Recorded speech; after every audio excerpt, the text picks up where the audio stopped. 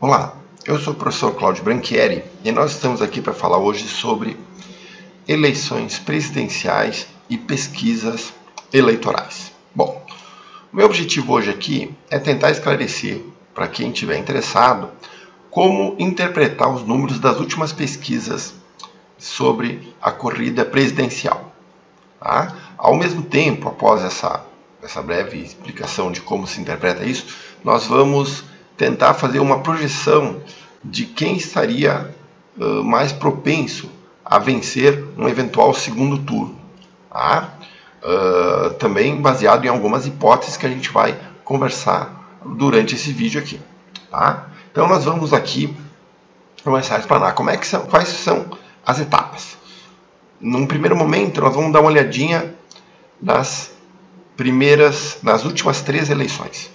Ver mais ou menos como se comportou num número específico que eu quero trazer para vocês, que é o número de votos inválidos, que se somam os votos brancos, nulos e as abstenções. Tá? Depois disso, nós vamos dar uma olhadinha nas pesquisas, nós vamos olhar 4 delas, Ibope, Datafolha, o Instituto Paraná, e também a da BTG Pactual.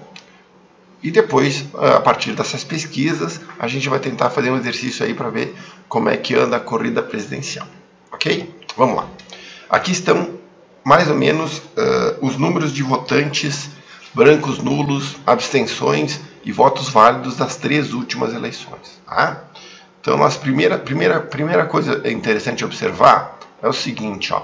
Observem como os votos válidos mudam um pouco de um ano para outro. Em 2006 mudou pouco, em 2007, 2010 os votos válidos aumentaram um pouquinho mais, porque as abstenções, né, aumentaram razoavelmente, né, e no segundo turno as pessoas compareceram mais às urnas. Tá? Então nós tivemos queda e um pequeno aumento.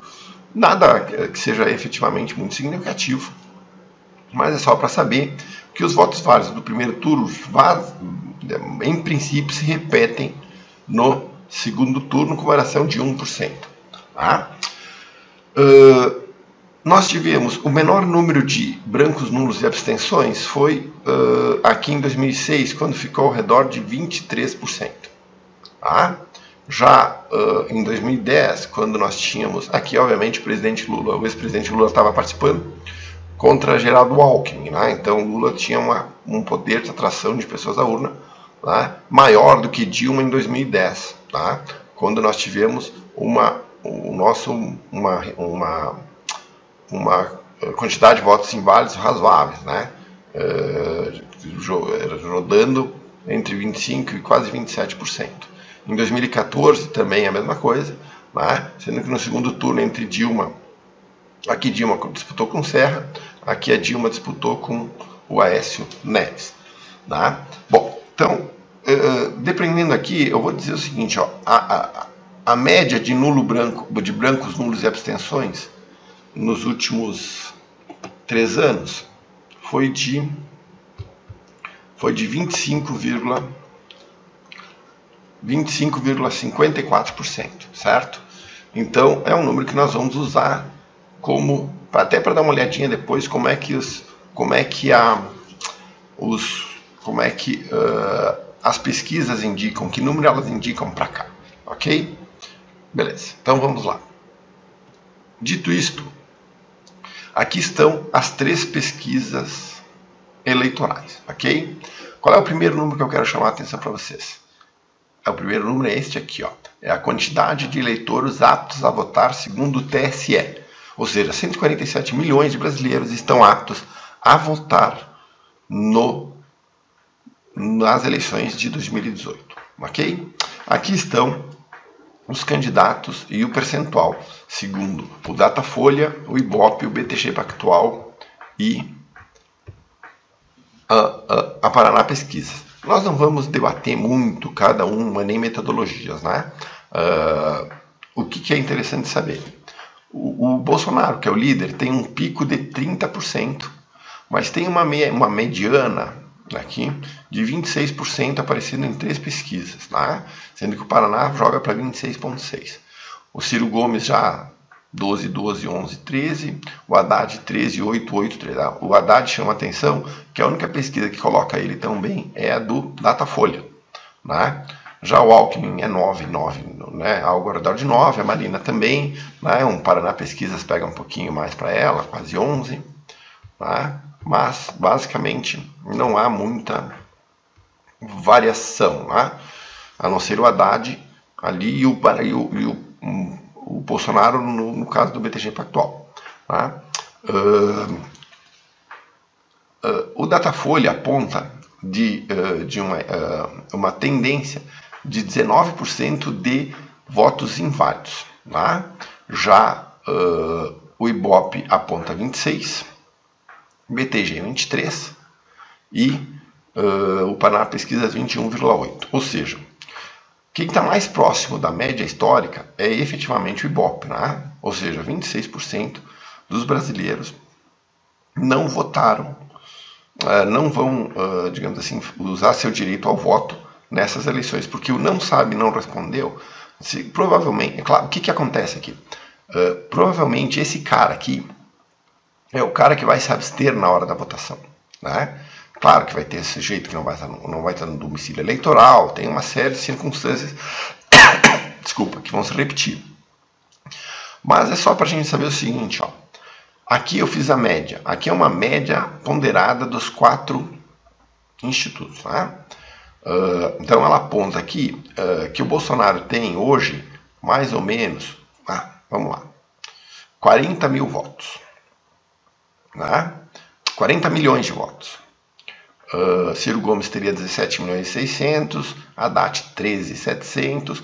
Por quê? Porque eu peguei, então fiz uma média, né? Eu não vou considerar a pesquisa da Datafolha como se ela tivesse certa, também eu não vou considerar a do BTG Pactual como se ela tivesse certa. Para minimizar esses pontos de fora da curva de algumas pesquisas, a média de 4 institutos resolve isso de maneira bem razoável. Então é um número mais próximo, provavelmente, da realidade.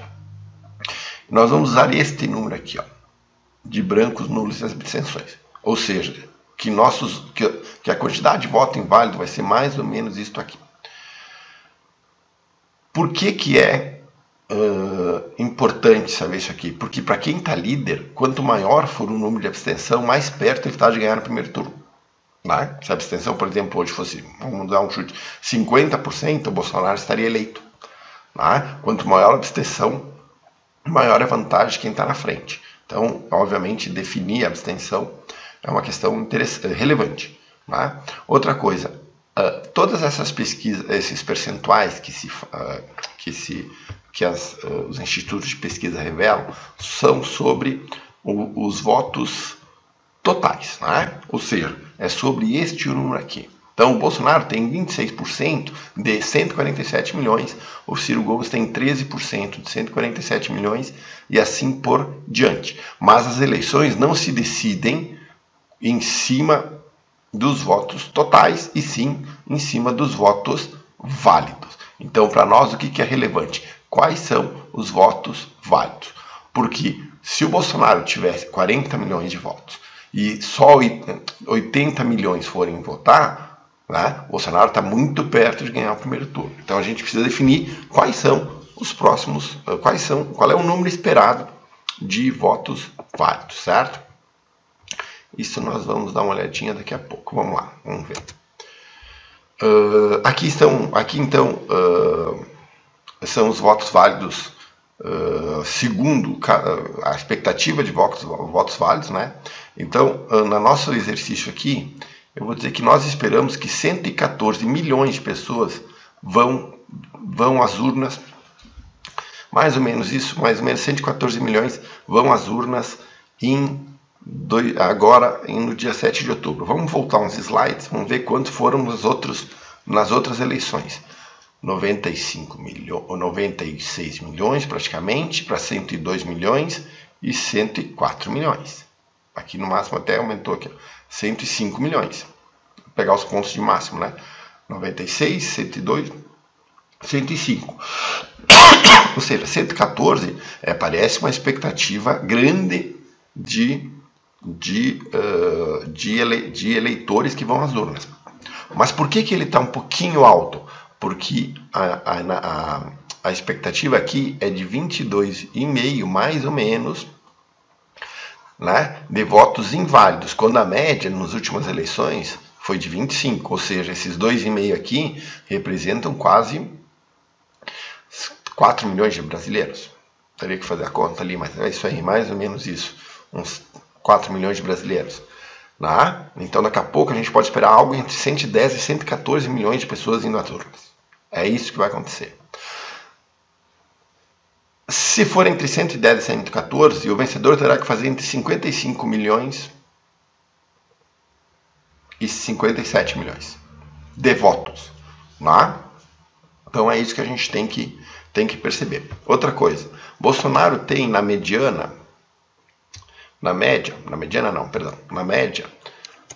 vamos lá, 27,15% dos votos totais. Porém, 35% dos votos válidos, ou seja, de cada 3 que forem votar, 1 vai depositar o voto em Bolsonaro.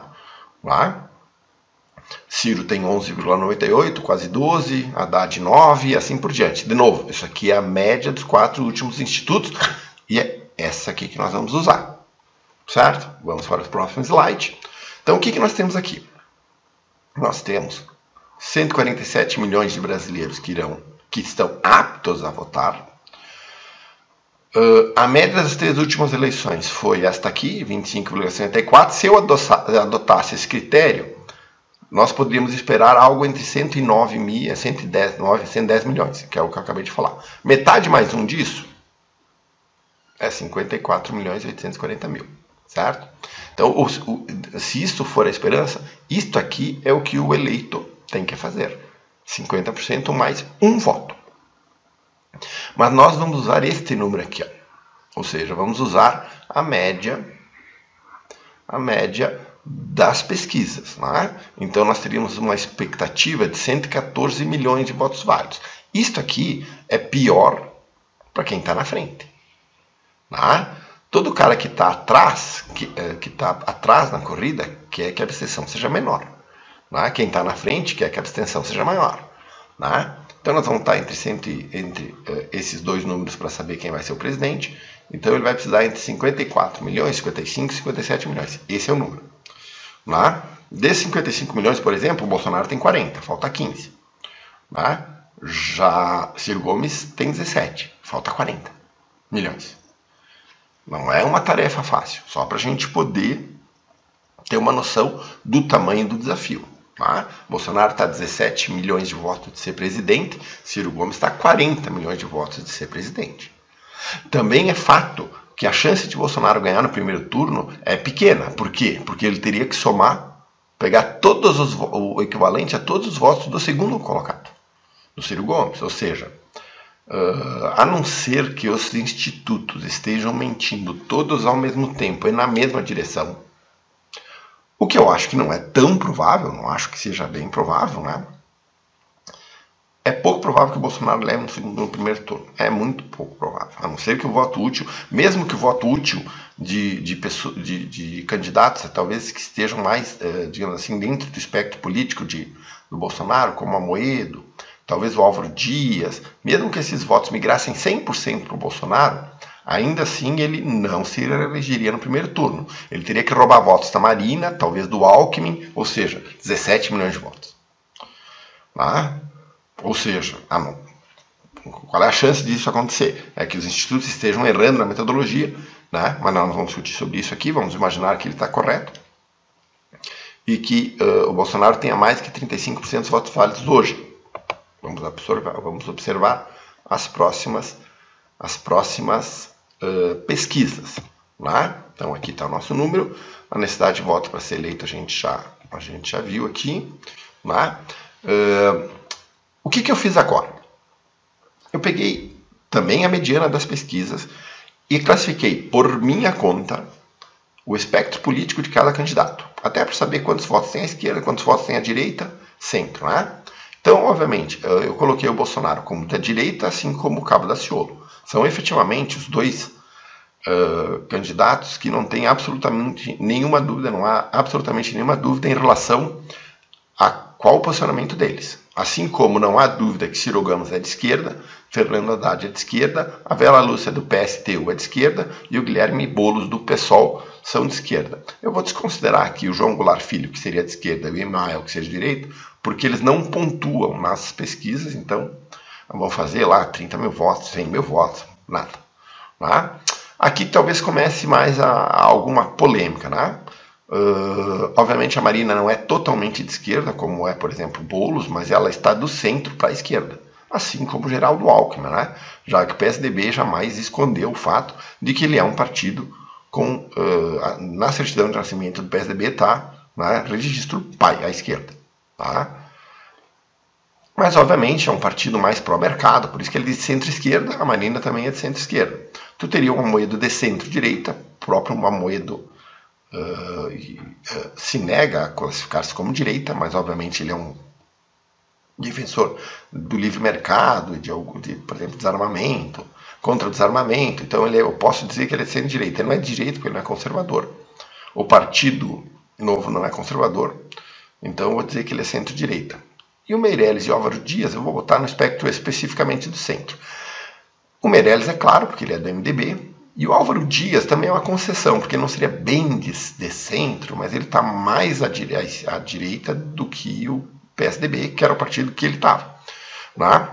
Uma outra coisa importante é saber que o Álvaro Dias tem um percentual razoável desses votos no Paraná, que é o domicílio eleitoral dele, e que é um estado onde o Bolsonaro tem grande votos. Né? Então, eu coloquei o Álvaro Dias no centro aqui, mas a gente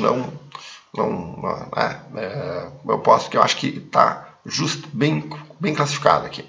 Então nós teríamos aqui mais ou menos 51% dos votos, né, para centro-esquerda, para a esquerda, do centro para a esquerda, e 41% dos votos, né,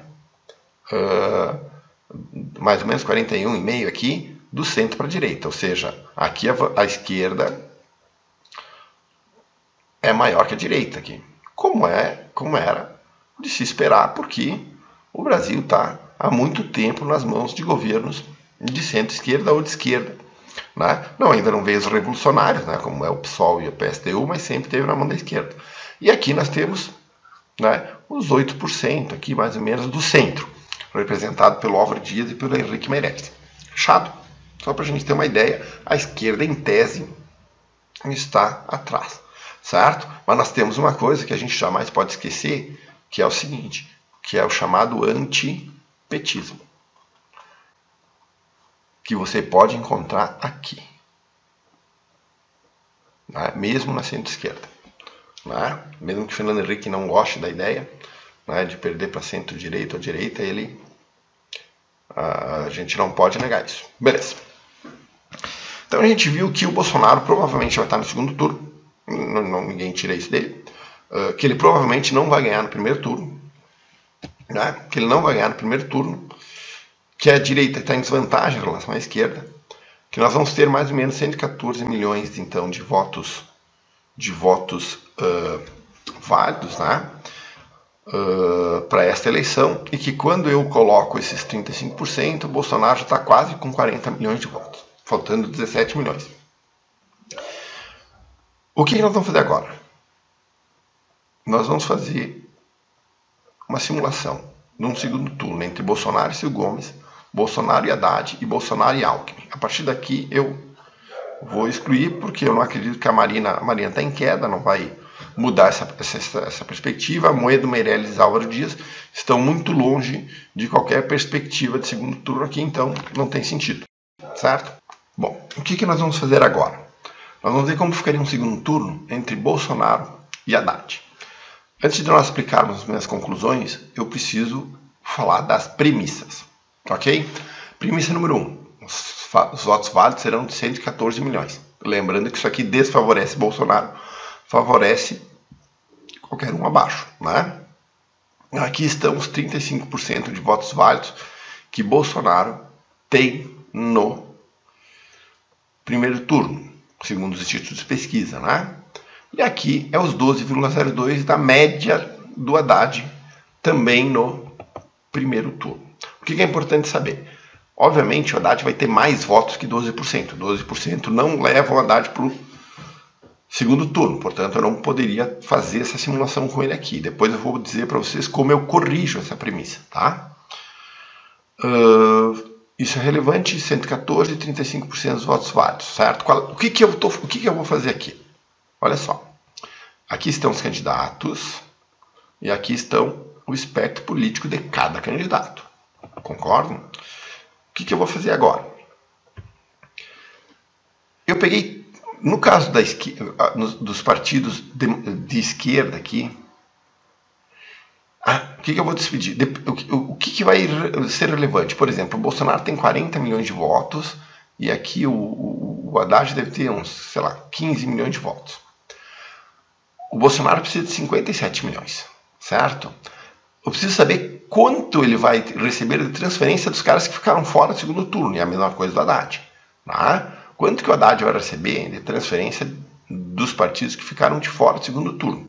E a melhor maneira de entender como é que se dá essa transferência é utilizando o conceito do espectro político. Então, o que eu fiz? 100% de todo o voto da esquerda serão transferidos para o Haddad. Como o Haddad rouba votos do Ciro Gomes, em sua maioria, né, do Ciro Gomes, da Vera Lúcia e do Guilherme Boulos, tá? Como a gente já sabe que o índice de abstenção, votos brancos e nulos está mais ou menos definido, provavelmente os candidatos que crescem, eles roubam fatia de outro. Sim, o próprio Haddad também rouba alguma coisa da Marina. Tá? Então eu preciso dizer o seguinte, bom, o Haddad vai roubar 100% dos votos, ou vão ser transferidos para o Haddad 100% dos votos da esquerda. 100%. É pouco provável que isso aconteça, mas eu vou presumir que aconteça. Tá? Como o Geraldo Alckmin é de centro-esquerda, eu posso imaginar que a quantidade de eleitores que vão votar no Haddad vindo do Alckmin será maior do que os eleitores do Alckmin que votarão no Bolsonaro. Porém, a gente sabe que aqui tem um grande percentual de votos anti-PT. Né? E exatamente ele está anti-PT, ele se acomoda aqui daquele tipo de eleitor que acha o Bolsonaro radical demais. Então ele se acomoda aqui. Você tem aqui a Marina como centro-esquerda e, obviamente, uma taxa de transferência de votos para a esquerda maior, porque ela é mais identificada com a esquerda. Né? E aí nós temos a Moedo, né, e o Novo transferindo 75% dos votos para o Bolsonaro, mas 25% deles voltando no Haddad. 30% dos votos para o Meirelles vão para a esquerda, 70% no Haddad, no Bolsonaro. No caso do Álvaro Dias, 30% vão para a esquerda, 70% para o Bolsonaro, exatamente porque ele está no localizado, tem muito voto no oeste do Paraná, onde o Bolsonaro é muito forte. E no Cabo Daciolo, nem o Cabo Daciolo acredito que transfira 100% para o Bolsonaro, porque tem pessoas que gostam do Cabo Daciolo e sua verve nacionalista, que é muito mais, né? E o Ciro Gomes está carregando nas tintas do nacionalismo muito mais do que o Bolsonaro. Bom, se 100% de 15,44 vai para a esquerda, quanto que a esquerda vai receber de voto? Qual vai ser o incremento da esquerda no segundo turno de voto dos candidatos, dos eleitores do Cine? Todos os 15%. A mesma coisa que a Vera Lúcia, 0,87%, do Bolo, 0,97%, né? Aí dos 11,20% que o Alckmin tem de mediana, eles vai 6,70% vai para a esquerda, 4,47% para a direita. Então eu faço esse exercício e digo o seguinte, ó, a esquerda receberá dos 52% que estão fora do segundo turno, ela receberá 36%. E o Bolsonaro 16%. Ou seja, Bolsonaro vai receber 17%. Né? 1/3 de todos os votos, 33% só. 66% vão para Haddad. Mesmo que isso aconteça, quem vence a eleição? Bolsonaro. Então eu não tenho dúvidas que a continuar, veja bem o que eu vou falar, os números das pesquisas do jeito que elas estão hoje, e mesmo que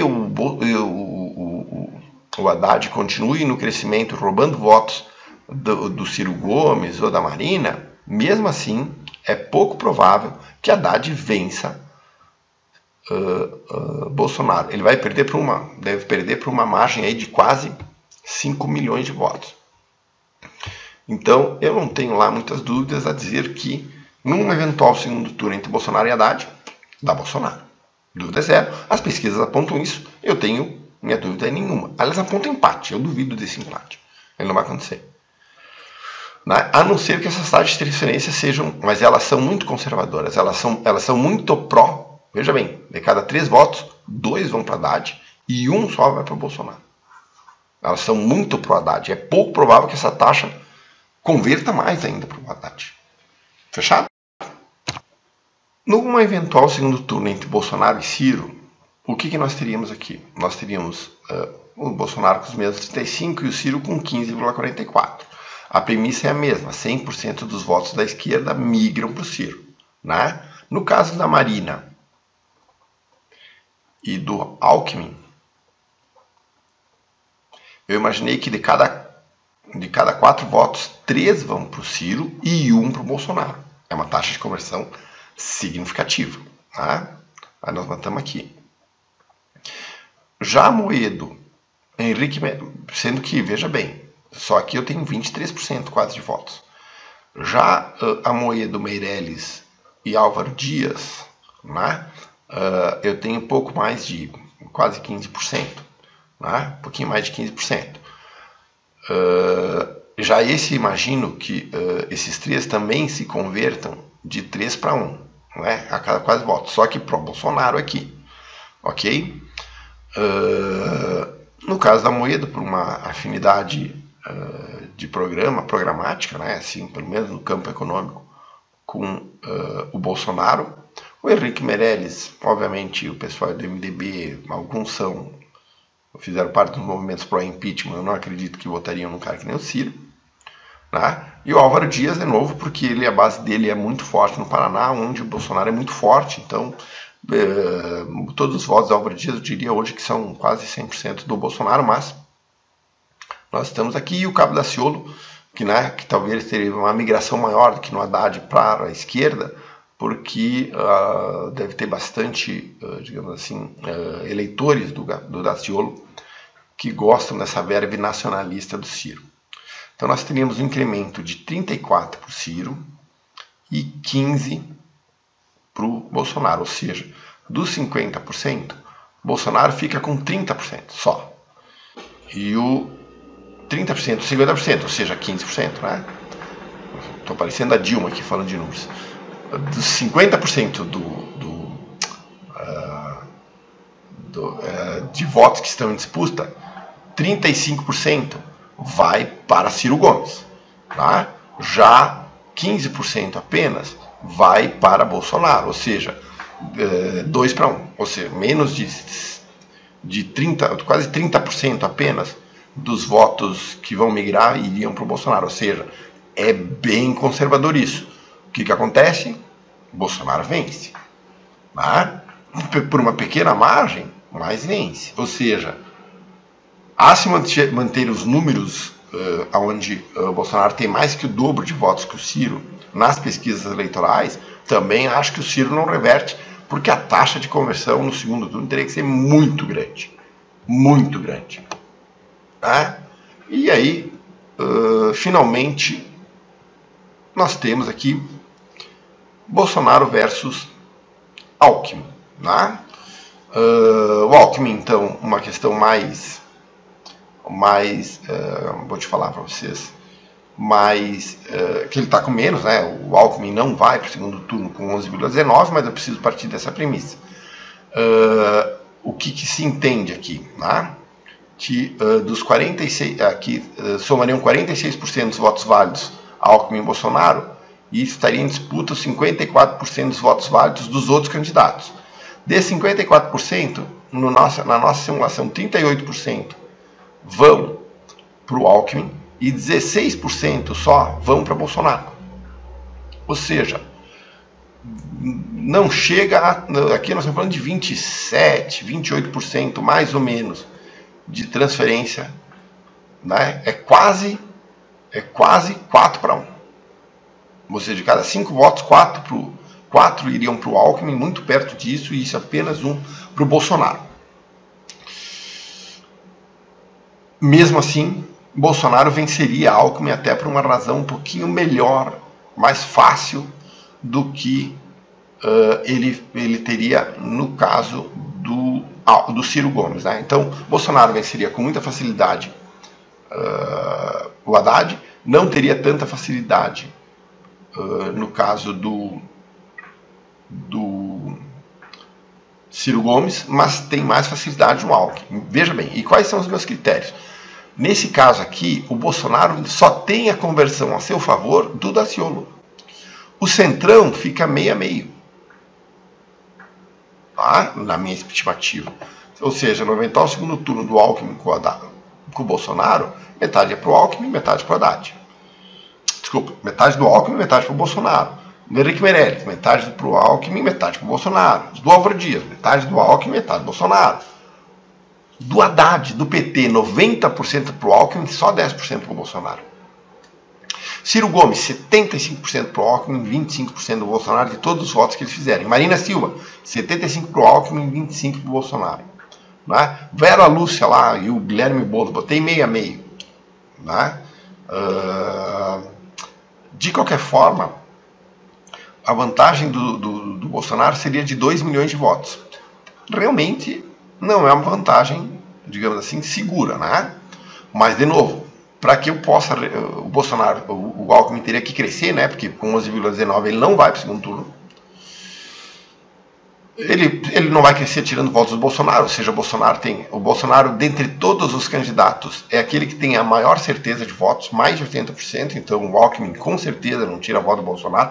Ele acha que tira, a estratégia dele na campanha é de que ele, na campanha da TV é de que tira. Eu acho que o Alckmin não conhece muito o eleitor do Bolsonaro. Se não vai acontecer, as pesquisas já mostram que o eleitor do Bolsonaro tem a maior certeza de voto entre todos os candidatos. Então o Alckmin vai crescer nisso e ele vai tirar voto de algum desses candidatos aqui, certo? Como ele já está ganhando um percentual de transferência grande, eu não acredito que mude muita coisa nisso, tá? Então, no meu entender, o melhor cenário possível para o Bolsonaro no segundo turno é o Haddad.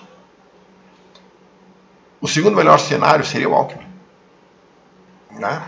E o pior cenário de todos seria o Ciro Gomes. No meu entender, o Ciro Gomes é efetivamente o maior risco que nós temos hoje.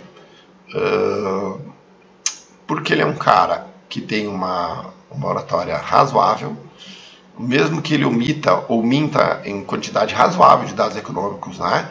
O plano econômico dele é uma tragédia para o Brasil, é uma reimplantação da nova matriz econômica da Dilma, turbinada, né? Então é um problema. O Alckmin é um cara mais de centro, né? Então seria de todos os males menor. O Haddad, ainda o PT, eu acho que ainda seria menos grave. Minha opinião pessoal, seria menos grave do que o Ciro, mesmo que seja o PT. Porque eu acho que o menino maluquinho não tem tanta força assim, ou tanto um ímpeto, né? Ou a coragem que o Ciro Gomes teria de fazer besteira. Tá? De qualquer forma, o cenário eleitoral é bem positivo para o Bolsonaro, no meu entender. Né? Porque as taxas de conversão, que é o que efetivamente vão decidir o segundo turno, né? Como é que vai se dar essa migração, teria que ser muito contra o Bolsonaro, para que efetivamente ele perca essas eleições, a continuar as pesquisas do jeito que elas estão hoje. Né? Só para nós encerrarmos, o que tem aqui que a gente tem que destacar? Bolsonaro tem uma taxa de rejeição realmente a maior entre os candidatos, né? Mas, veja bem, 44% jamais votariam no Bolsonaro no primeiro de jeito nenhum. Portanto, 56% admitem votar. Desses 56, 28 é dele. E os outros 28, parece que, né, provavelmente, ele nem precisa de 28, nunca se esqueçam disso. 28 é 35 dos válidos. Ele não precisa toda a galera votando nele. Né?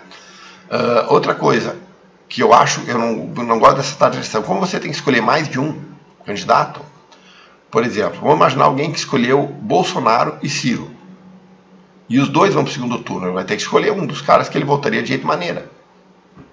Tá? Se ele não quisesse omitir, ele vai ter que optar. Alguns vão optar pelo Bolsonaro, outros vão optar pelo Ciro. Tá? Então essa maneira de medir aqui a taxa de rejeição, pedindo para apoiar dois candidatos, eu acho que ela é ambígua, eu não faria assim. Eu queria saber o seguinte, qual é o único cara que tu jamais votaria? Aí tu teria eu acho, né? Teria um cenário melhor.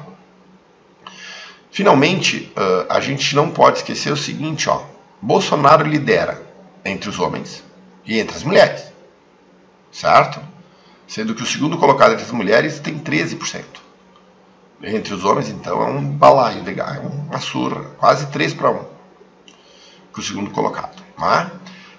Bolsonaro também lidera em todas as faixas etárias, todas, desde 16 a 24 até mais de 60 anos, todas as faixas, certo? E o Bolsonaro lidera em qualquer nível de escolaridade, sendo que ele tem 18% no fundamental, 29% no ensino médio e 32% no superior, ou seja, quanto maior for o grau de educação, quanto maior for o grau de conhecimento do eleitor, mais ele vota no Bolsonaro, não menos.